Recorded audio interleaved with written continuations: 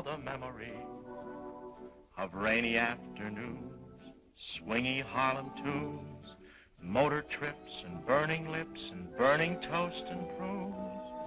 How lovely it was.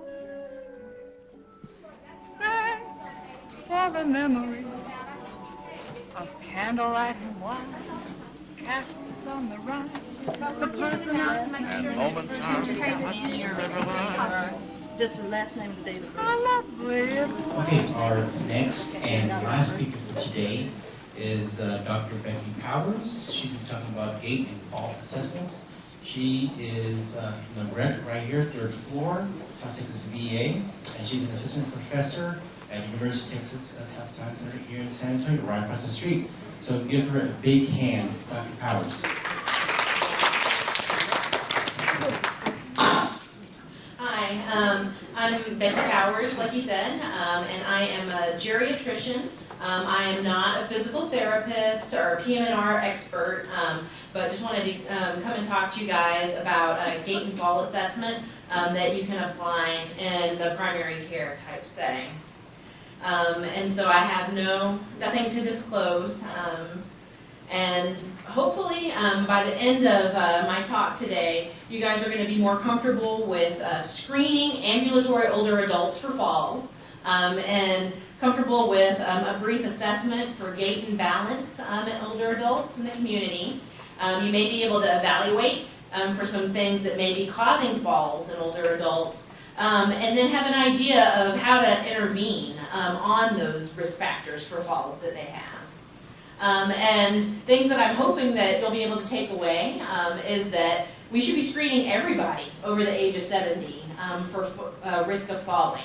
And hopefully you'll also take away 5 modifiable risk factors for falls. So that would be polypharmacy, orthostasis, changes in blood pressure with position, gait and balance disorders, vision impairments, and then hazards in the environment. And I'm going to be giving some of the evidence-based fall prevention interventions that we can implement for people as well. So trying to base it in the literature.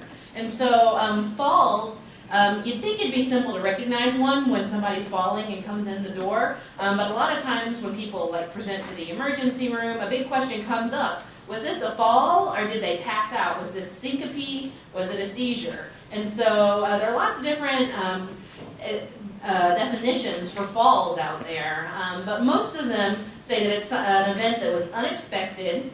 The person who fell is going to come to rest on the ground or on some lower surface than they were expecting to be on. And it's not the result of a major medical event. So it's not a seizure, it's not syncope, it's not a heart attack or something else that made them drop to the ground.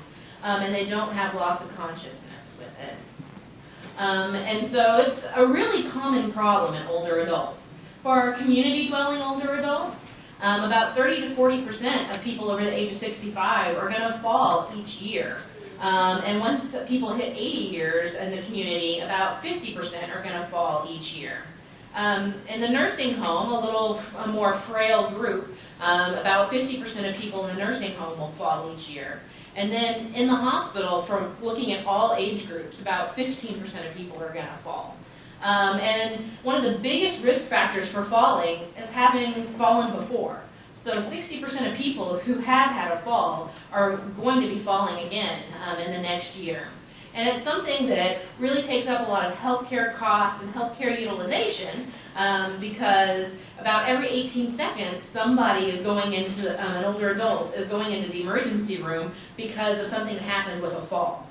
So it's something that as healthcare providers and people involved with older adults, we really need to become more aware of.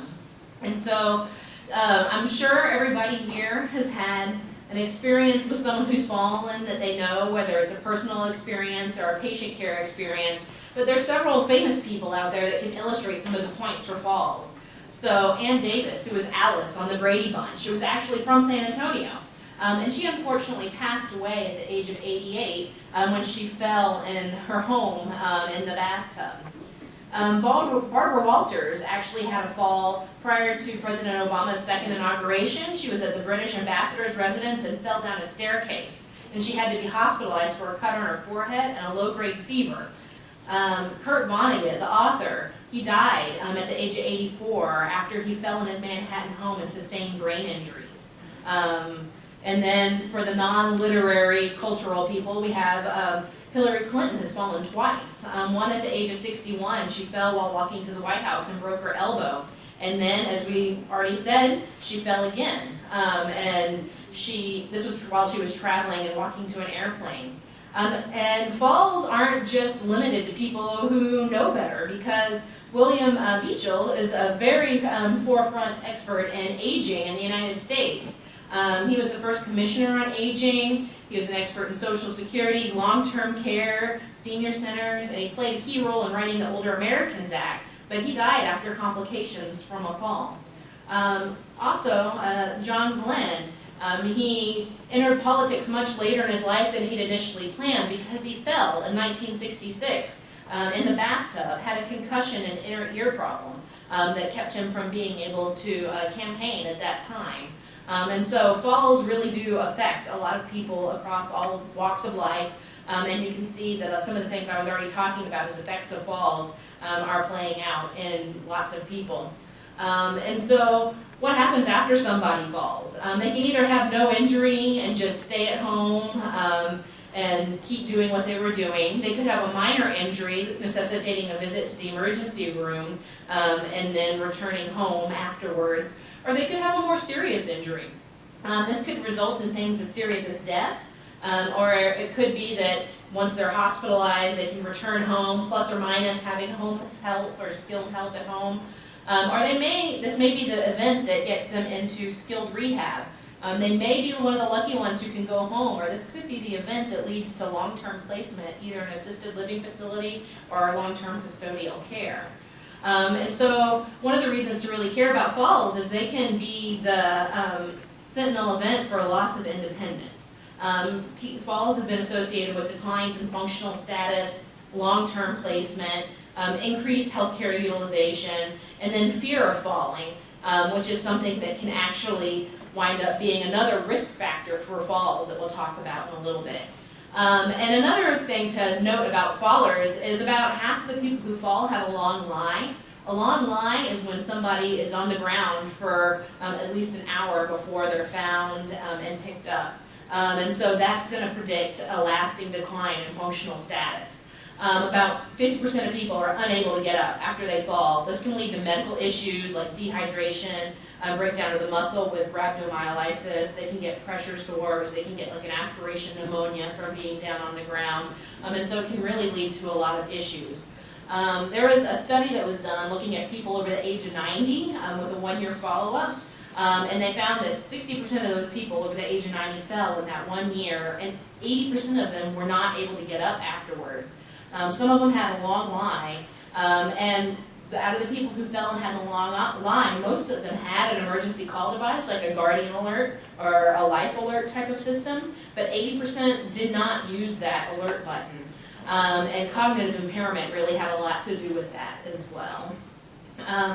And so falls lead to a lot of injuries. And so 62% of non-fatal injuries that older adults present to the emergency room for have happened because of a fall. When older adults fall, 30 to 50% are going to get some sort of minor injury, like a soft tissue injury, a cut, a scrape, bruising, and 10 to 15% are going to get major injuries, which would be fractures, head injuries, things like that. And so hip fractures occur in about 1% of falls. And most hip fractures are caused by a fall, not by another traumatic sort of cause. And only about half of the people who have a hip fracture are going to get back to their previous level of functioning. Falls are also a significant cause of mortality in the older population. And so accidental death is the 5th leading cause of death in older adults, and falls are the leading cause of accidental death. And there's about a 50% one-year mortality for an older adult who had a fall serious enough that it required hospitalization, and traumatic brain injury is the leading cause for that death. It's also really expensive to take care of fallers. And so in 2013, average Medicare costs for falls were somewhere between $14,000 and $21,000. The total direct cost for that year for falls was $34 billion. And you can see kind of the breakdown of where the money was spent, the majority being in inpatient hospitalization for the fallers. And so with falls, people can start to develop a fear that they're going to fall. And you can kind of see this because it plays out and they've seen their friends and other people who may have fallen and become more dependent on others or had other complications. And so when someone starts to fall, it can lead to social withdrawal, depression, and something called fear avoidance behavior, where they're really afraid they're going to fall. So they're going to avoid anything they think that may make them fall. And that's going to lead to restricting their activities, becoming more frail because they're not getting the exercise and things they need to get out and stay strong and avoid the falls, which may lead them to fall again and have even more fear of falling. So it's really a vicious cycle once someone develops that fear. And so that's something to make sure that we're asking about when somebody is falling. And so hopefully I'm starting to convince you that we should care about fallers, because they're common when people fall. It's really common for people to fall. It's really expensive when it happens. And hopefully in the rest of the presentation I'm going to convince you that they can be preventable and that they have multifactorial reasons for happening. And so that means there are lots of ways we can try to intervene to help prevent falls. And so interventions for falls are going to differ widely by what setting, care setting the patient is in. So someone that's a community dwelling person coming into the outpatient clinic is going to have a different set of interventions than somebody in a nursing facility versus somebody that's in an inpatient hospital setting or somebody that's cognitively impaired. So I'm going to be focusing most of this talk on people in the outpatient setting, the ones that still are fairly independent, because they're the ones that can be in danger of losing that independence from the falls. So when we're thinking about seeing somebody in the community for a fall, one of the first questions is who and how should I screen for falls? And so there are some recommendation guidelines out there for screening for falls. So basically anyone over the age of 70, we should be asking them, have you fallen in the past year? And if the answer is yes, and they've only fallen once, then we need to check for a gait and balance disturbance, and I'll be talking more about how to do that. And if they've had more than one fall, or they come up positive when you screen them for a gait and balance disturbance, then it means that we probably need to launch into a comprehensive geriatric assessment. So we get the relevant medical history, physical exam, cognitive testing, looking at their functional status, and then trying to determine their fall risk. And so I'm going to try to weave in the case of Mrs. T, a faller, throughout this talk. And so she's a 79-year-old woman who's coming into the outpatient clinic after she had a fall 2 days ago. And she's got pain in her right arm, which is why she's coming into the clinic. And so when you're thinking about that, what questions do you want to ask her and what other information do you want? And so when you're taking a history from somebody who's falling, you always want to ask, well, what are the circumstances? What was going on when you fell?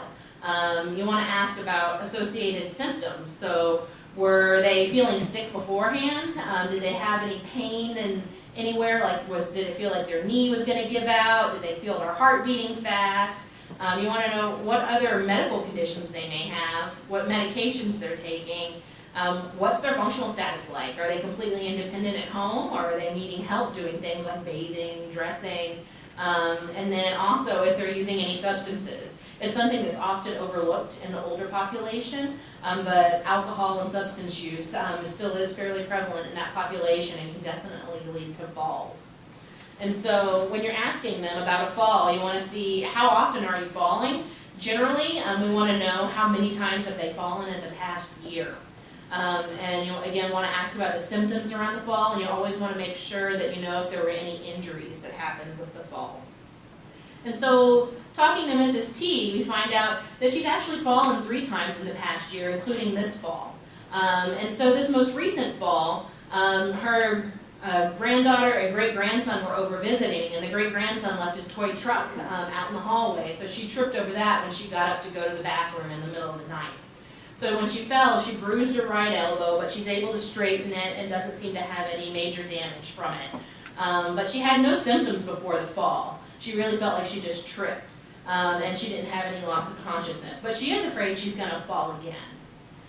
And so just asking her about her history, you find out she's got diabetes, she's got high blood pressure, high cholesterol, she's got lower extremity venous stasis edema and some mild swelling in her legs.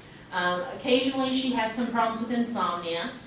She's got macular degeneration and bilateral knee osteoarthritis. And this list is not too incredibly uncommon for the people that we wind up seeing in the outpatient clinic. And on her social history, she lives alone, she's widowed, she's previously been independent in all her instrumental activities of daily living and activities of daily living. She recently quit exercising. She was in a senior center aerobics program, but her knee pain started to get too bad, so she stopped fairly recently. She likes to go to church regularly, and this is actually where one of her previous falls happened. She was coming out of church and just kind of stepped off the curb wrong and hit the ground and did not get injured. Her other fall was slipping in the bathtub and not getting injured. She's a non-smoker. Occasionally she drinks alcohol, but it's always less than 2 drinks a week and never more than 1 a day.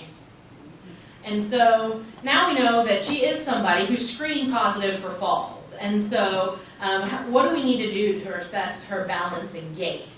And so to really assess balance, we need to understand that it's multifactorial. You need to have a lot of different systems working properly and in conjunction with each other to be able to stand and keep your balance. So you're going to need to have an intact central nervous system. Your brain's going to need to be working properly to get all the input. You're going to need to have a strong and working musculoskeletal system as well to support your weight for that. You're also going to need to have intact sensory systems. So you're going to need to have an intact vestibular system to help you keep your balance. You're going to need to be able to see where you're going and where you're putting your feet and where your body is in space. And then proprioception, you're going to need to be able to feel where your body is in space to be able to make sure that you're able to maintain your balance while you're standing and also while you're moving. And so there's several really quick tests that you can do in the outpatient setting or really any setting. One of them is the Romberg Test. And so what you're really testing here is proprioception. So what you ask somebody to do in this test, you have them put their feet together. You make sure you're standing right next to them, so in case they lose their balance, you're there to catch them. You ask them to keep their hands at their sides and then close their eyes for 30 seconds. And so when they get rid of that visual information, they're just relying on their own strength and their own proprioception, being able to feel the ground where their body is in space. And so you can see people that have issues in that area just start to fall when they close their eyes. Another really big predictor for fall risk is that you can pick up for on testing is something you can test for something with called a functional reach.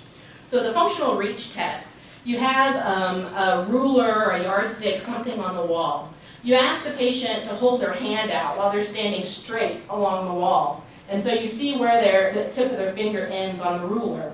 Then you ask them to lean forward as far as they can without losing their balance. And you see how far the tip of their finger moved down the ruler. Now there are different cutoffs for this, but somewhere between 8 and 10 centimeters is generally the cutoff for somebody with fall risk. So if they can reach more than 10 inches, I apologize. If they can reach more than 10 inches on this, then they're likely not going to be at risk for falls, and they're going to have pretty good balance. Another test that's really simple to do in the clinic is the pull test.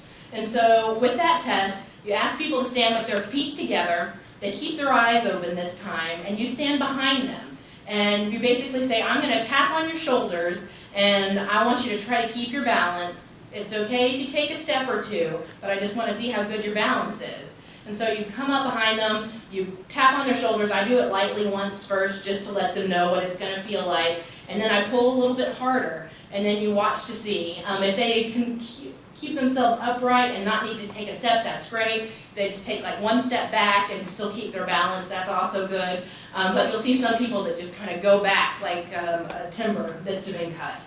And so this is something, it's called retropulsion when someone tends to fall backwards, and that's something we see in a lot of our Parkinson's or Parkinsonian type patients. And so that's going to be another big risk for falls when you see somebody that has a positive pull test. And so gait is also something that's very complicated to evaluate. There are lots of different parts when you're looking at gait that could go wrong. And when you think about it, you need all the systems to be intact for balance, and then you also need to have that extra coordination to be able to pull it all together and start walking. So when you're watching somebody for gait, things to look for would be, well, how easily do they get out of the chair? Do they need to push up with their arms to get some help? And also, how easily do they sit down? Do they just kind of collapse back into the chair? When you're looking at gait, you also want to look at their initiation of the gait. How easy is it for them to pick up their leg and get started moving? How wide is their stance? Are their feet fairly close together, which is normal, or do they have a very wide base there? And then looking at their balance, do they look like they're about to fall over? Their posture, are they stooped or are they standing up straight? Are their arms swinging normally when they're walking? Is their stride length normal? So a normal stride length is around 2 feet or 24 inches. And so what you're really looking for is when someone's walking, does the one foot completely pass the other foot before they put it down? So you'll see a lot of people that just kind of shuffle along and one foot never really gets in front of the other one. And so you're looking for that full swing. You're also looking at step height. So some people never really take their feet off the ground, and other people have to lift them up all the way because they've got foot drop or some other issue that's going to interfere with their walking. Another big thing to look at is how fast are they walking. I'm going to show you gait speed is something that's been independently correlated with mortality. And so it's been proposed to possibly be a fifth vital sign. So that's something to look at when you're watching somebody. And so there's several different very common types of gait that we see in older adults. One type of gait is called a Hemi Corrugating gait, and this is what you're going to see in people who have suffered a stroke a lot of times. So I'm going to try to demonstrate what it looks like, but I want to explain it first before I step away from the microphone to do that. So if you'll bear with me. So a Hemi Corrugating gait is basically somebody's going to have their leg kind of turned in and they're going to be swinging it around because they're not able to really move half of their body. So they're just kind of propelling it forward with any strength that they have for that. And their arm's going to be turned in most likely from the stroke. So when they walk, it's going to look kind of like this. And so that's kind of similar to what someone with a stroke would look like when you're watching them. And it may be that exaggerated or it may be more subtle. Then there's a neuropathic gait. And so this is somebody who maybe has long-standing diabetes and has lost feeling in their feet, or someone who has damage to one of their nerves and has a foot drop from it. So they're going to be taking really high steps because they can't feel their feet. So they're trying to lift it up as high as they can to make sure they're going to clear the floor. And so when they take that really tall step, their foot's also going to slap back down on the ground because they're not really sure where their foot is in space, and so it just kind of hits the ground. And then you may see, even just by looking at their shoes, that their toe's really scuffed up because a lot of times they'll catch their toe and it'll drag on the floor. So like if someone had a neuropathic gait, they would take a big step like that a lot of times and their foot would flop back down. Somebody who has Parkinson's or Parkinsonism, they're going to have a very hypokinetic or slow gait, and they're going to move, everything is going to be slow with their movements. They're going to be stooped over, they're going to be shuffling, their feet are never really going to come off the floor, and they're never going to really pass each other completely while they're walking. They're going to have something called Unblock Turning, where basically they just kind of shuffle around when you ask them to turn. They can't do a turn in one smooth motion. They're going to have something called a penetrating gait, which basically means they have a hard time getting started. And once they get started, they can speed up to get to a more normal speed. And then they'll have the classic tremor as well. Another typical gait is an antalgic gait. So antalgic gait basically means they've got pain somewhere that's making them limp. So they're going to be taking as much time off of that painful leg as possible. So they're going to be standing on one leg a lot longer and quickly moving the other leg to complete the swing phase of the gait. And so that's one that it's going to be like a one-sided issue. And so this is one of the sentinel studies that looked at gait speed. It was a meta-analysis for gait speed and how it predicts survival. So it basically looked at a bunch of different studies for gait speed and averaged them out for a pace for a 4-meter walk, which is about, if you're in a clinic that has like the normal ceiling tiles, think about it as being like 4 of those big ceiling tiles when you're watching someone walk. So people that have the longest survival, older adults who do, are walking around 2.7 to 3.6 miles per hour, to make that a little bit more understandable than the meters per second that they used. And then people who have like the intermediate survival are walking 1.6 to 2.5 miles per hour, and people with the lowest survival rates are walking the slowest, and they're walking around 1.3 miles an hour or slower.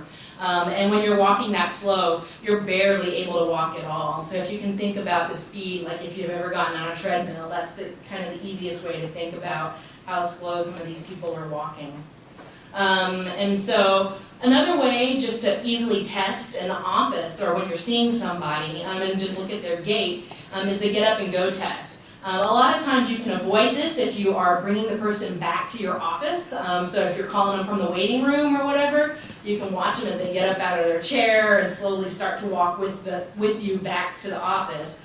But if you want to be a little bit more scientific about it, you can do this test. So basically, what you're going to ask the patient to do is to stand up from a chair and try not to use their arms, walk 10 feet, turn around, come back, and then sit down in the chair. You want to make sure they're wearing their normal shoes and they're using their normal cane or walker if they use one. And you want to be there to spot the patient in case they fall, but you don't want to give them any assistance. And while you're doing this, you're timing them. And the time has been strongly associated with functional independence and activities of daily living, and also fall risk. So a normal time to complete this is 10 to 19 seconds. But if somebody takes longer than 20 seconds to complete this test, then that's a cue to perform the comprehensive evaluation.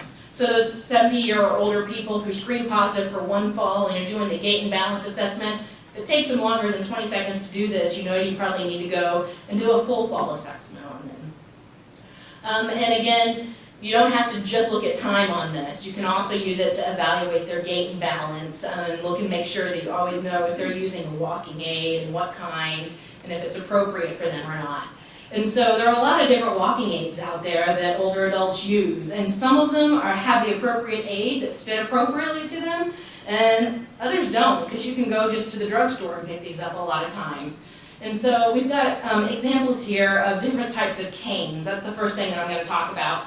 So canes are generally useful when there's a one-sided issue. Somebody who has hemiparesis or they've got one knee that's bad, and when somebody starts to have problems with both legs, that's when you start thinking it's time for a walker. And so with a cane, the first cane that's on this picture is a 4-prong cane. The 4-prong cane, a lot of people like it because it'll stand up on its own, but it really can get in the way of gait for people that don't really need it. And so the 4-prong cane is most useful for people that have a hemiparetic gait because they're just swinging their weight around and they need a little bit more stability. The straight canes, like the one with the crook that's on the top right-hand side, is basically for people that have sensory issues or neuropathy, to help them just feel where the floor is. It's not going to give a whole lot of weight support. And then the one that's on the bottom left is a cane that just has a slightly different crook in it, and that doesn't really provide much more support. It's just more about how it feels in the patient's hand. And when you're talking about canes with people, you want to make sure they're always using the cane in the hand opposite the affected side. So if they've got pain in their right knee, they need to use the cane in their left hand. And if they're hemiparetic on the left side, they need to use the cane in the right hand. Because you want to offset the weight from the bad side. When you're walking, that's the leg that's going to need more support. And so when you're setting the height for a cane, or for a walker for that matter, you want to, go ahead. No, I'm just listening. Okay. So when you're setting the height for one of these devices, you want to ask the patient to have their hands hanging down at their sides, and then you look at the crease in their wrist, and you want the height of the device to line up with where the crease in their wrist hits their leg. And that's going to be the appropriate height. When the cane gets too high, it can throw off their balance and it can cause shoulder pain. And when the cane is too low, it again can throw off their balance because they're leaning down to use it. Same thing with the walker. You want the height to be right where that crease in the wrist is. And there are 3 main types of walkers that people use. The 4-wheeled walker, often called the rollator. I've had patients call it the Cadillac. It's the one that has the seat on it. It has hand brakes. And so when someone's using that, you want to make sure they're cognitively intact enough to know how to stop it and use the handbrakes. A lot of people like it because it has the seat that's built in, so they can use it as a makeshift wheelchair. But you just want to make sure that when someone's doing that they're actually safe to have it. These types of wheelchairs are not really safe for people with Parkinsonism because they have difficulty getting started with their gait, and then they start going faster and the walker can get away from them. And so that's something you want to watch out for. For people with Parkinsonism, the two-wheeled walkers are actually the best for their particular gait disorder because it lets them have the fluid walking motion with those two wheels, but it also gives them more support and is less likely to fly out from underneath them. The walkers that don't have any wheels at all, those actually disturb the gait patterns because you have to pick it up each time that you move it. And that's generally for somebody who's going through rehab for some sort of joint surgery or procedure. And so it's to give a little bit of extra support that way. And so, again, walkers are for people with two-sided problems, and then the canes are for one-sided. And so when we're talking about our patient in the outpatient clinic, when we were doing her balance and gait assessment and looking at her, we found that she was strong. She had 5 out of 5 strength everywhere. She had decreased vibratory sense in her ankles, meaning that she probably has some neuropathy, maybe from her diabetes.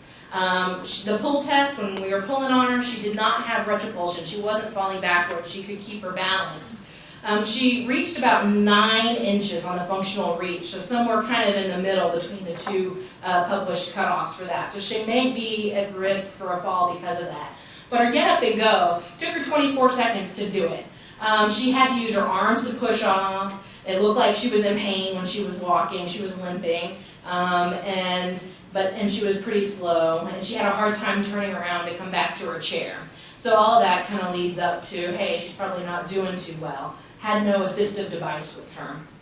And so now we can assess for gait and balance. We know who we're supposed to assess for it, but what do you do to evaluate for the causes of falls? And so when we think about falls, you can break them up into intrinsic causes and extrinsic causes. So an intrinsic cause for a fall would be a medical condition, something inside of the person that's causing the fall, whereas extrinsic would be some sort of hazard in the environment that is leading to the fall.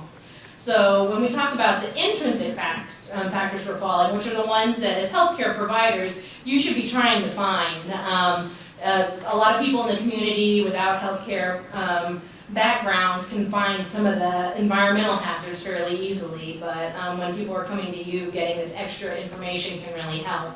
And so there have been a lot of studies looking at falls for risk factors, and there have been over 25 that have been determined. And when you're talking about evaluating falls, it's really one of the more complex things you can do because it involves the coordination of so many different systems. So it seems like a laundry list when we go through what you need to think about for it. But one thing to know is that when someone has no risk factors for falls, they have a very low risk of falls, about 8% per year. But once they get at least 4 risk factors for a fall, they've got a 78% risk of falling in the next year. And a lot of these risk factors are things that we can act on, which is why we care, because if we couldn't do anything about it, then it doesn't really matter. And so there are tons of reasons that somebody could fall that's something inside of themselves. So if they've had a previous fall, if they've got a balance impairment that we've seen from one of those tests, decreased muscle strength, vision problems, medications, whether it's specific medications or just polypharmacy with too many, problems with their gait, depression has been linked to falls, orthostasis or dizziness, if they already have an activity of daily living impairment, age, female gender, low BMI, things that you can't change about a lot of people. Incontinence, a lot of this has to do with getting up to rush to the bathroom, can lead someone to fall. Cognitive impairments is something that's definitely linked. Arthritis because of pain, diabetes with hypoglycemia and neuropathy is a pretty big culprit, and again, just general pain. And so there was one study, a meta-analysis, that looked at a bunch of different studies to try to figure out, well, what are the most common risk factors? And so the ones that I have listed here are some of the most common ones. With the higher the relative risk, the more likely it is going to be playing a part in falls. And so you can see that it's a lot of gait disorders, history of falls, if they're using an assistive device, vision disorders, and things like that that are playing into the falls. Medications are another big one. There have been tons of studies looking at what medications are going to be leading someone to fall. And basically, if someone's on 4 or more medications, which is a lot lower than our normal definition of polypharmacy, they're at risk for falling.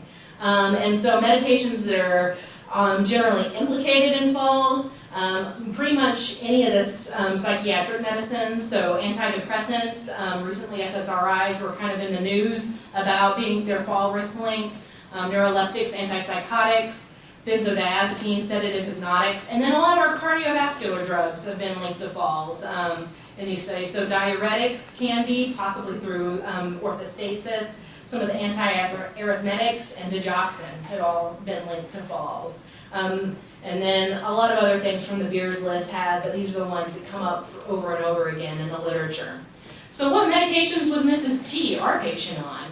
She was on glyburide for her diabetes, lisinopril and amlodipine for her blood pressure, simvastatin for her cholesterol. She was on furosemide, or Lasix, for her venous stasis. She was on Benadryl occasionally when she was having a hard time sleeping. She was on an AREDS multivitamin for her macular degeneration, an aspirin for prevention, and she would occasionally take a Tylenol when she had knee pain. So a lot of you were shaking your heads as I was going down the list, and so some of those culprits were in that list that you saw. And we'll get to that as we move on through the talk. So there are risk factors outside of the person for falling too. And so these are ones that can be somewhat obvious, but when you're talking to someone outside of their normal environment, you may forget to ask about it.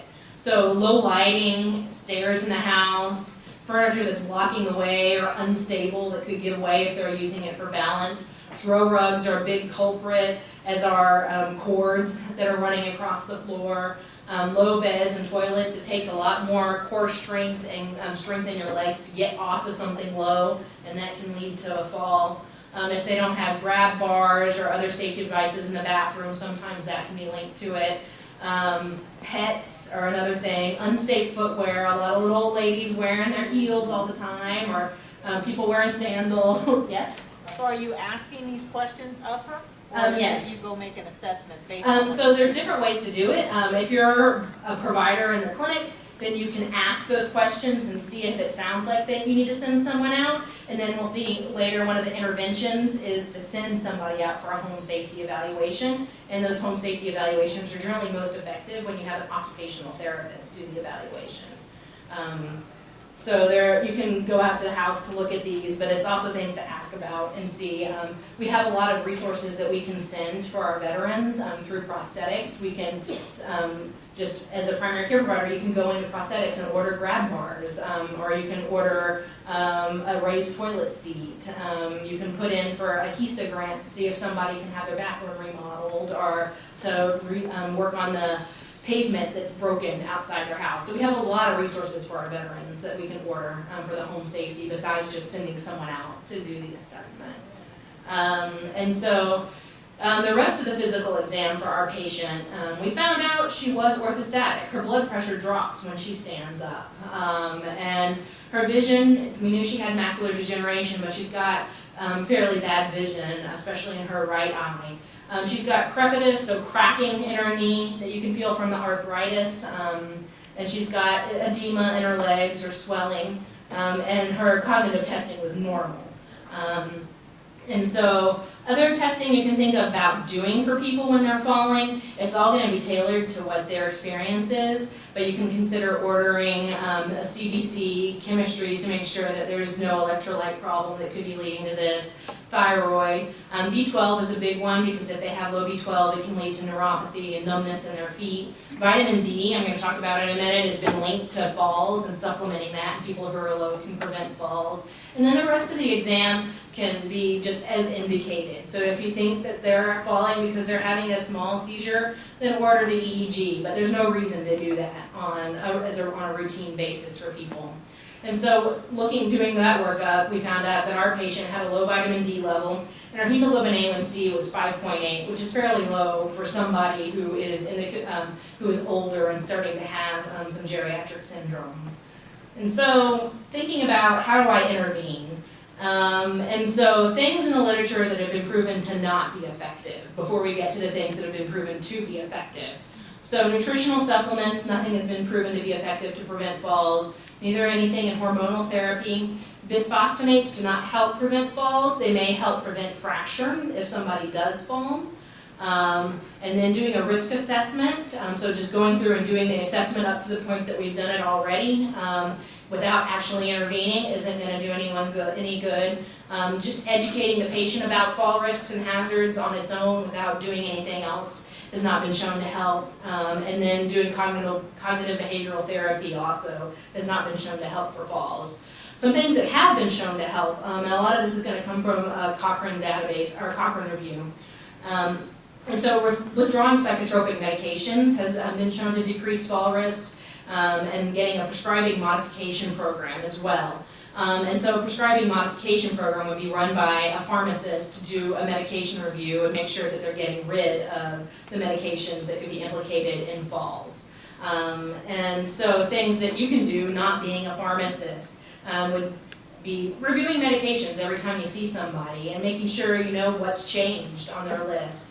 Getting rid of the high-risk medications if you can, and tapering or stopping whatever is appropriate for that medicine.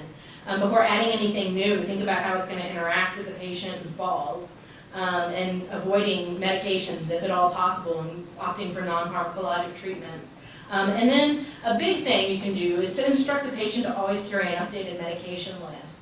Especially a lot of our veterans get some care outside of the VA and some care inside the VA, and there's a lot of confusion on what medications they're taking. So just knowing what's on the list can make a lot of progress into preventing falls and other adverse events from medications.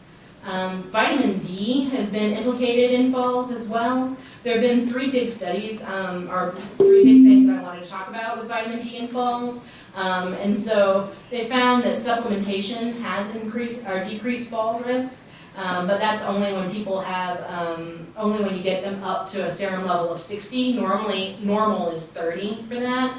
There was another study that showed that it did, again, decrease fall risk to supplement people with vitamin D, and the number needed to treat for that was only 15 people. So you give 15 people vitamin D, you can prevent 1 fall. And then there was a Cochrane review, again, that came out saying that there's no decrease in the risk of falls when you supplement with vitamin D, except for the people that already had a vitamin D level that was low. So that would be people that have a vitamin D level that's 30 or lower. And when you do that, you can really significantly decrease the fall risk. And so basically, whenever you're assessing someone for falling, you want to know what their vitamin D level is and get them on at least 800 international units of vitamin D a day. And so another big issue with fallers is postural hypotension or orthostasis. Like Mrs. T, she had her blood pressure dropped when she stood up. And this is something that really goes unrecognized in older adults most of the time. Even in fallers, it hasn't been checked a lot of times. So just checking those orthostatic vital signs is going to be important to know. And then on the prescriber part, you can reduce medications that would be lowering blood pressure. And then anyone can encourage adequate hydration, liberalizing salt in the diet. They don't need to be on salt restrictions anymore if their blood pressure is dropping. And then reminders to change position slowly, because when the blood pressure drops, you're not getting as much blood to your brain. You can feel dizzy, you can feel lightheaded, and that's really what is leading to falls, is those abrupt changes in blood pressure that happen when they change position. Exercise is another big thing that you can tell people to do when they're falling. And there's a lot of evidence and a lot of research that's been done in this to try to figure out what's the most effective form of exercise to do when people are falling. So they've looked at multi-component group exercise. So multi-component means that you're doing lots of different types of exercises, but with a group. So you're working on balance and endurance and things like that with the group. And so that's been shown to reduce falls and risks of falls. Then there's home-based exercises. So just doing it at home without the group has also been shown to reduce risk of falls. And Tai Chi is one exercise that's been targeted in a lot of the literature for fall risk reduction. And so for those of you that aren't familiar with Tai Chi, it's a series of, I believe, 41, I might be wrong on the number, of movements that work on balance and core strength that people can do. And so that's something that's been linked with reducing falls as well. And so overall, getting the multi-component exercises is something that can really reduce falls. And so, but to do that, you need to target at least 2 of 4 different types of exercises. So you need to either focus on strength, balance, flexibility, or endurance. And if you can only target one, balance is the most important to target. And so these exercises are going to be most effective when somebody's doing them more frequently and when it's challenging their balance, because again, balance exercises are going to be the single most important ones. And unfortunately, walking programs don't really help prevent falls. They're great for lots of other reasons, and we should never discourage one of our patients from doing a walking program, but unfortunately, it's not one of the exercises that's been shown to help reduce fall risk. Gait and balance impairments, what can you do when you find one of those? So you can always refer to physical therapy for strength, balance, and gait training, whether it's inpatient or outpatient physical therapy or home-based physical therapy. You can recommend Tai Chi. You can prescribe an assistive device if the patient isn't using it, or help adjust it, because if you start paying attention to how people's canes and walkers are adjusted and how they're using them, then you're going to realize that you need to make a lot of corrections when you come across them, and that can help them keep their balance. And then also just counseling about appropriate footwear. And then vision interventions. So low vision is definitely something that can lead to falls, because if you can't see where you're going, you're going to fall. And so non-surgical vision corrections have not been found in the literature to actually prevent falls. They may actually increase fall risk. And so looking at that, what's increasing the risk would be new glasses, new bifocals, getting used to that, new trifocals. And so once you get that vision corrected, it takes a little while for someone to get used to it. And that may, during that adjustment period, they may be falling. Cataract surgery is something that has been shown to reduce fall risk. And you only need to do 19 cataract surgeries to prevent one fall in somebody that's at a risk for falls. It's kind of strange to note that once you've done one eye, you've basically done all the fall prevention you can from cataract surgery. Going back to do the second eye isn't going to decrease the risk further. Although it will do a lot of things for quality of life and vision improvement, so there's no reason not to do it, but it's just not going to decrease the fall risk. And so things that you can do when you're seeing somebody with a fall, you can test their visual acuity, just the Snellen chart, where you ask them to cover an eye and read what they can see on that chart 20 feet away. You can refer them to ophthalmology. Make sure that they're keeping their glasses clean, so no smudges or anything that are interfering with their vision. Instruct them to never walk while they're wearing their reading glasses, and to allow time for their eyes to adjust when changing to different levels of light. As people get older, their ability to accommodate in different levels of light changes, and it takes longer to adjust. And so that's something that can put them at risk if they go and walk immediately into a dark room from a light room, or vice versa. They are at higher risk for falling during that point in time. Home safety assessments, as we've talked about. So you can send people into the home to do this, or give information on hazard reduction, and basically working to modify the home.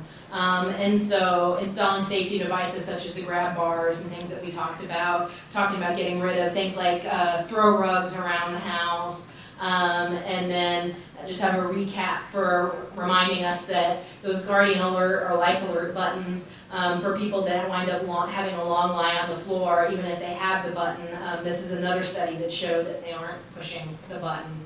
So it's something that's good to have in certain situations, but it may not be helping in this particular situation. So home safety assessments, the evidence behind them, when you do an assessment and modification, it can lower the fall rate. And it's most effective when you use high-risk patients, especially people with vision problems. So those are the ones you really want to consider doing a home safety assessment for. And then they're most effective when done by occupational therapy. A lot of people in home health can do them, but just the studies that have been done show that the occupational therapists tend to be the best because they're the experts in the home modification world. And then environmental modification, what things that you can do even if you're not going into the home. You could go into the home. You could give a home safety checklist to the patient or caregiver. Talk to them about installing non-slip bath mats and grab bars. Again, the bathroom is going to be one of the most dangerous rooms in the house for falls, so making sure that you get all the safety equipment that you can into the house is going to be important. And then removing throw rugs, using night lights, other things like that to light dark places. And then counseling on footwear. So this top part is not as important for us here in San Antonio, but looking at non-slip shoe devices for icy conditions can decrease fall rates. There are balance-enhancing insoles out there. Those have not been found to be effective. But multifaceted podiatry interventions have been effective for people with foot pain. So that would include things like footwear modifications, nail clipping, taking care of any sores or other things on the feet can help reduce the fall risk. And so, in short, doing a multifactorial assessment is going to be one of the best ways to go in and assess falls. And we want to make sure when we're doing that we're kind of hitting the highlights of the areas we just talked about. And this is actually in line with the American Geriatrics and British Geriatric Society guidelines for falls.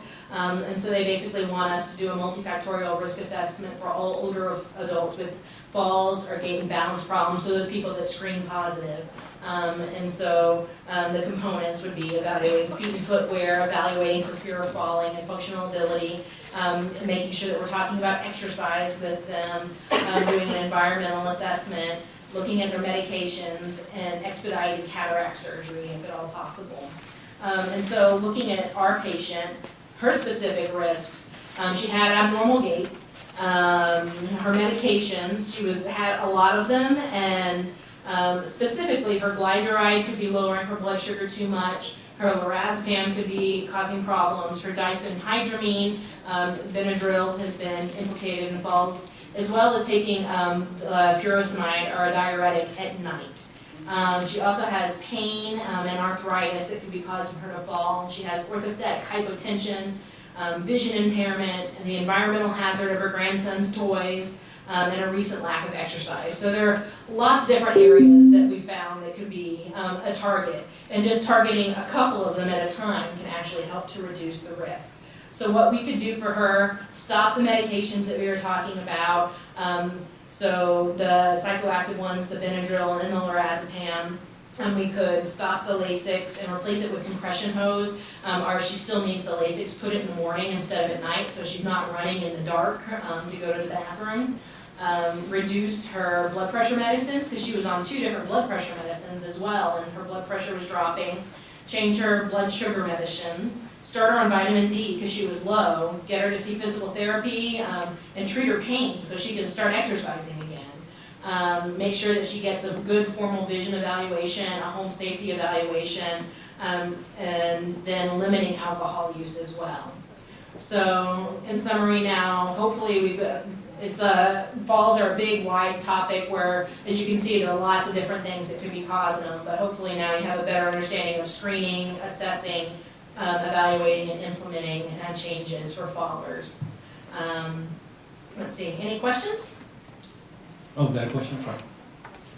The only thing I want to say is that as far as the medications, I think, as far as the meds, the only thing is if it's being given for behaviors, because I know Yeah. You got to really weigh.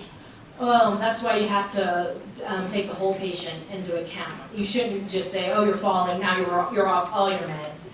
Just a lot of times medications for psychiatric issues get started and then no one's really reassessing if they really need it. And so just taking the ones that people are on that they don't necessarily need and paring those down, or possibly switching it to a different agent if possible that would be less likely to cause the falls.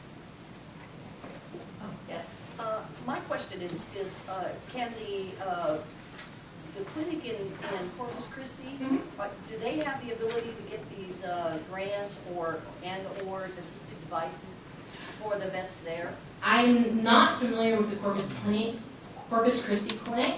Is there a prosthetics department that's associated with it? I don't know whether they have it or not. I mean, it is VA. Yeah, they should be able to get it, but I'm not sure how to tell you to get it for them.